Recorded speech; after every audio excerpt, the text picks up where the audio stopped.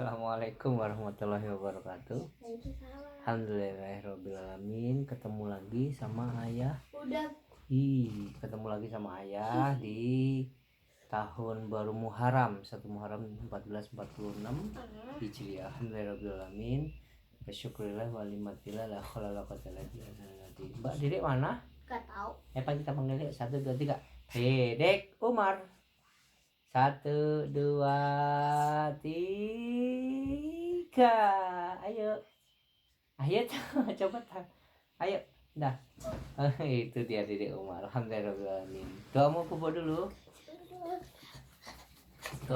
dulu. Ya Allah, ampunilah dosa-dosa almarhum ya Pak D, Yus, Recus, nanti ayo buat dan baca lapangkan kuburnya, terangilah kuburnya, berikanlah rahmat serta maghfirahmu. Allahumma firlahu warhamhu wa'afi'i wa'fu anhu ya dalam al-fatihah. Bismillahirrahmanirrahim. Alhamdulillahi rabbil alamin.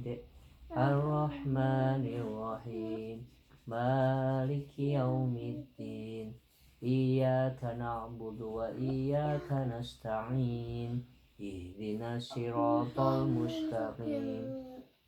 Siratal ladzina an'amta 'alaihim ghairil maghdubi 'alaihim waladdallin.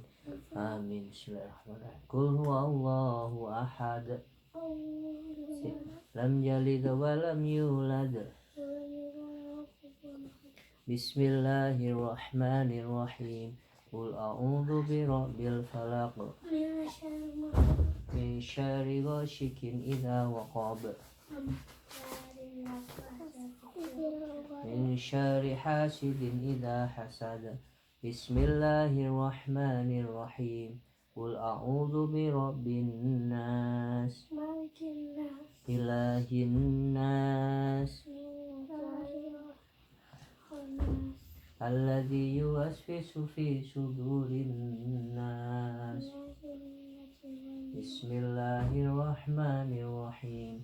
Allahu la ilaha illa huwal hayyul qayyum.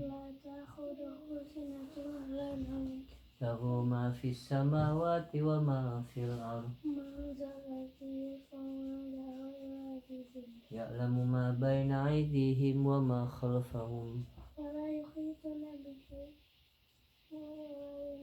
Wasya kursiyyuhu samawati wal ardh.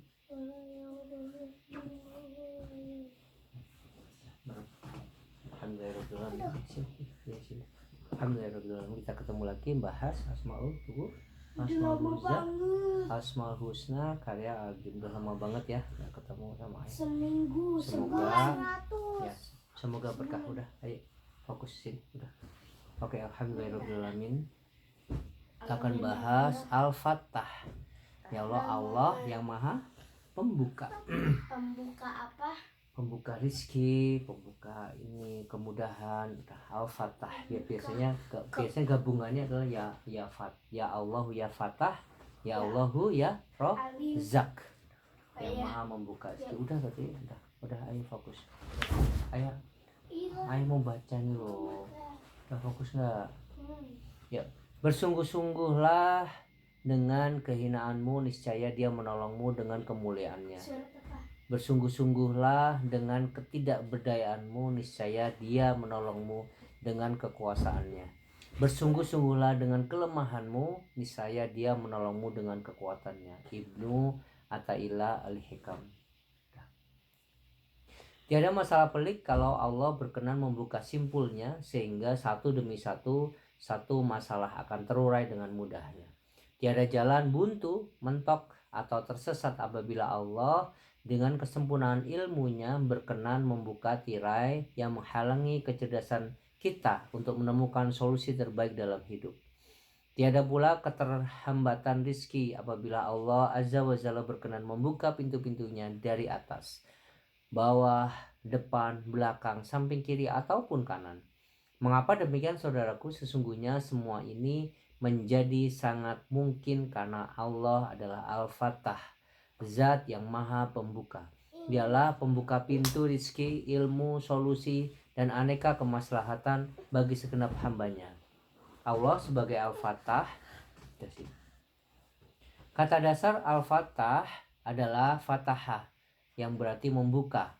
Antonim dari menutup. Antonim itu apa? Antonim lawan kata. Dari mana dasar ini berkembang beberapa makna, yaitu kemenangan, pengetahuan, dan menetapkan hukuman.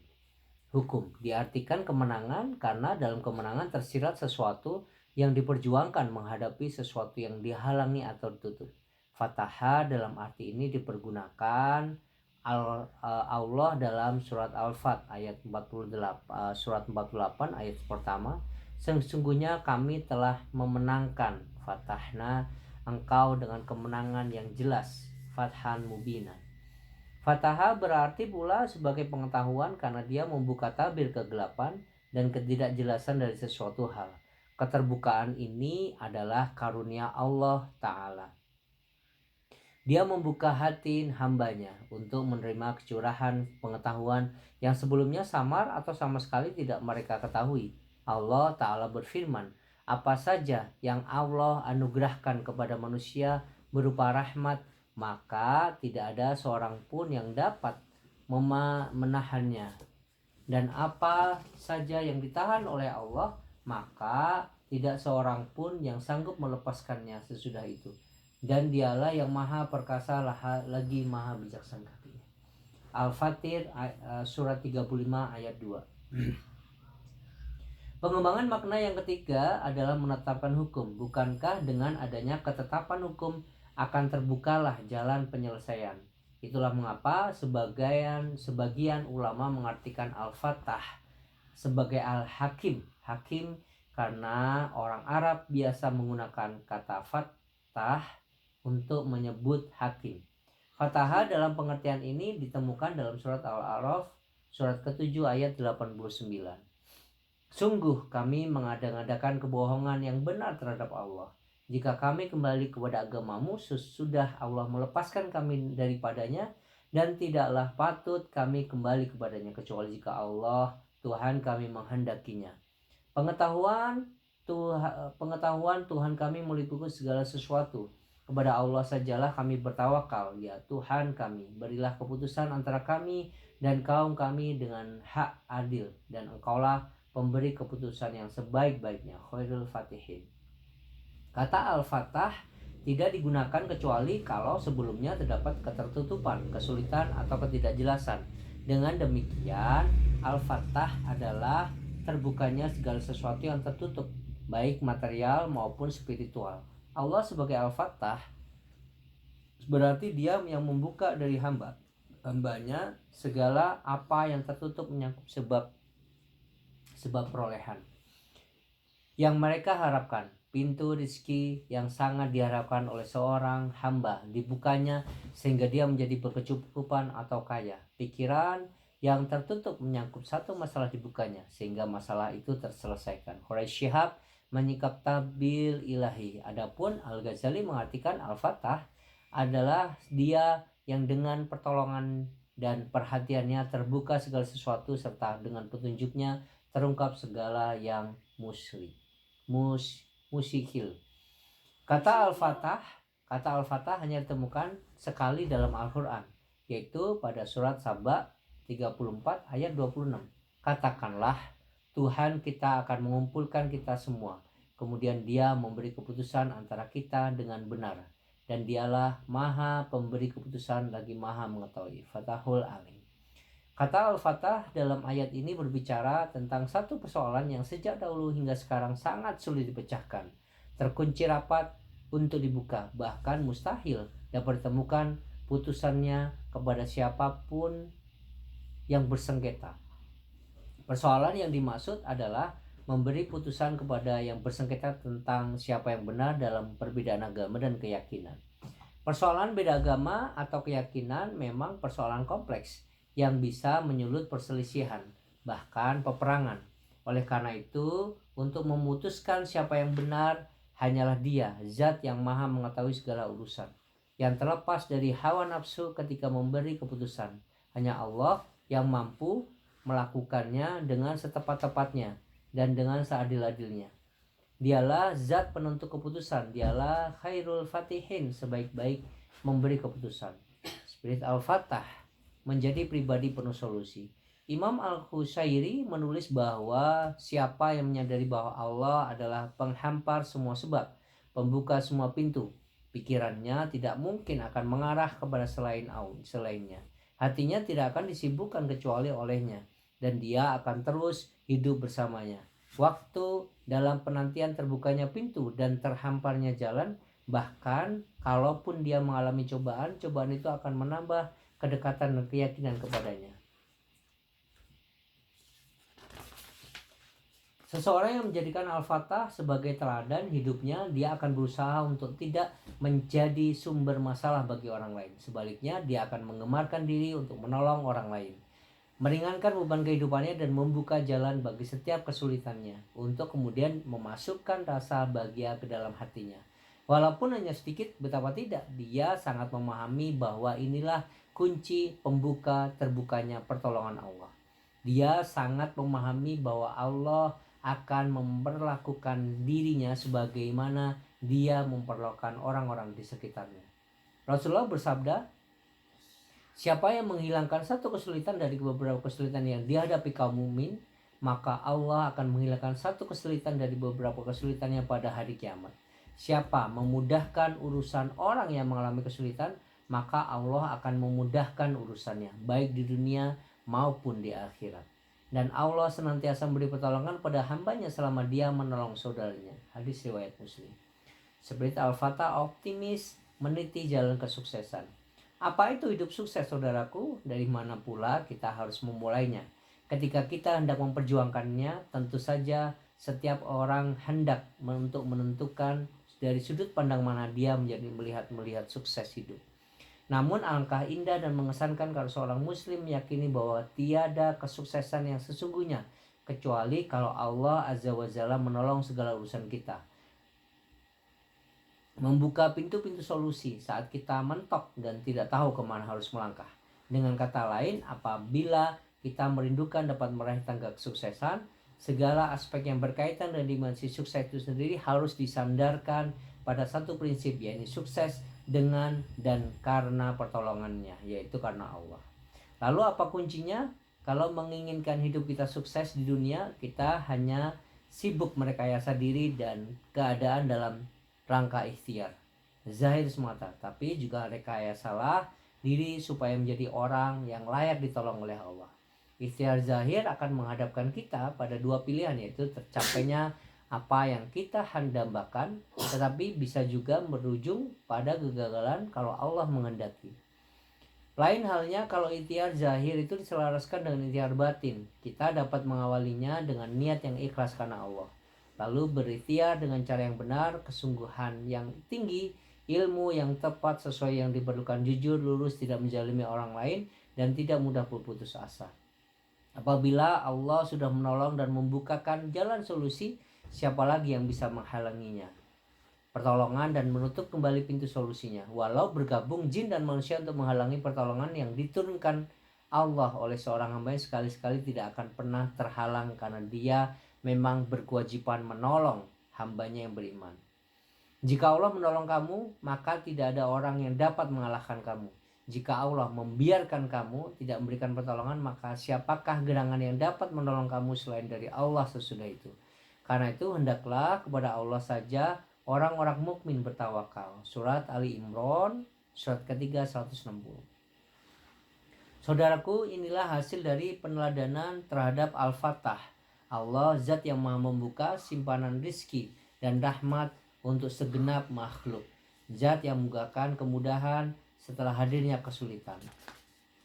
Mutiara kasih. Rasulullah SAW menceritakan bahwa Ada 3 orang melakukan perjalanan. Suatu malam mereka berlindung di dalam gua. Tiba-tiba runtuhlah bebatuan gunung. Runtuhlah bebatuan gunung yang melindungi gua itu. Tiba-tiba salah seorang di antara mereka berkata, kita tidak akan bisa keluar dari bukit ini kecuali kalau kita berdoa kepada Allah dengan mengenang amal soleh kita. Seseorang di antara mereka berkata, ya Allah, Engkau tahu dahulu aku punya orang tua yang sudah renta.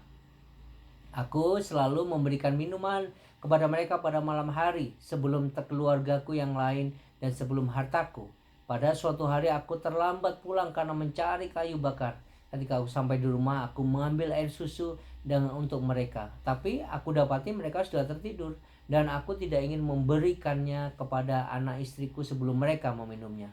Begitulah berlangsung semalaman dengan cawan susu di tanganku. Aku menunggu mereka bangun sampai terbit fajar dan anak-anakku kehausan di hadapanku. Ketika mereka bangun, keduanya minum susu itu. Ya Allah, jika Engkau tahu bahwa aku melakukannya karena mengharap ridho-Mu, bebaskanlah kami dari penjara bebatuan ini. Gua itu pun terbuka sedikit, tetapi tidak memungkinkan mereka untuk keluar. Lalu yang kedua berkata, wahai Tuhanku, Engkau tahu dahulu aku jatuh cinta kepada seorang sepupuku yang perempuan. Aku mengajaknya berkencan tapi dia menolak. Aku menderita karenanya selama 1 tahun.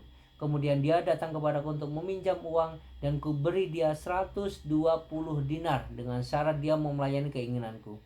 Dia menerimanya sampai ketika aku hampir melakukannya, dia berkata, takutlah kepada Allah. Janganlah engkau menggauliku kecuali dengan hak. Aku lepaskan dia dan aku tinggalkan dia. Padahal dia orang yang paling aku cintai. Aku tinggalkan uang emas yang kuberikan kepadanya. Ya Allah, jika aku melakukannya semata-mata karena takut kepadamu, bebaskan aku dari tempat ini. Gua itu pun terbuka sedikit, tetapi tidak mungkin mereka semua keluar. Berkata orang yang ketiga, ya Allah, dahulu aku mempunyai pegawai yang selalu aku bayarkan upahnya, kecuali seorang di antara mereka. Dia meninggalkan upahnya yang merupakan haknya. Dia pergi begitu saja. Aku kembangkan upahnya itu sehingga menjadi kekayaan yang banyak. Selang berapa lama dia datang lagi kepadaku, wahai hamba Allah, berikan upahku. Aku berkata, semua yang kamu lihat ini berupa unta, sapi, kambing, dan budak, semuanya milikmu. Dia berkata, wahai hamba Allah, jangan bermain-main denganku. Aku berkata, aku tidak bermain-main, ambillah. Dia pun mengambil seluruhnya dan tidak menyisakan sedikit pun. Ya Allah, jika aku melakukan semuanya itu karena mengharap ridho-Mu, lepaskanlah kami dari tempat ini. Terbukalah pintu gua itu dan semuanya bisa keluar. Hadis riwayat Al-Bukhari. La khaula wala quwata illa billah. Tiada daya dan kekuatan kecuali atas pertolongan Allah. Sehebat apapun manusia, tetaplah dia makhluk lemah dan tiada apa-apanya di hadapan Allah. Dia mendapatkan kekuatan dan kehebatan hakikatnya adalah atas izin Allah. Oleh karena itu, tiada tempatnya bagi manusia untuk menyombongkan diri. Ketika hati seseorang diliputi kesombongan, rasa pede yang berlebihan sehingga tidak membutuhkan pertolongan dan kehadiran manusia lainnya, dia merasa besar sehingga membesarkan dirinya. Pada saat itulah kedudukannya menjadi sangat hina di hadapan Allah. Maka benarlah apa yang diungkapkan oleh Ibnu Athaillah dalam Al-Hikam yang sebutkan, berdasarkan kisah dari Rasulullah SAW ini tergambar betapa pengakuan atas ketidakberdayaannya, kelemahan dan keterbatasan mampu mengundang datangnya pertolongan.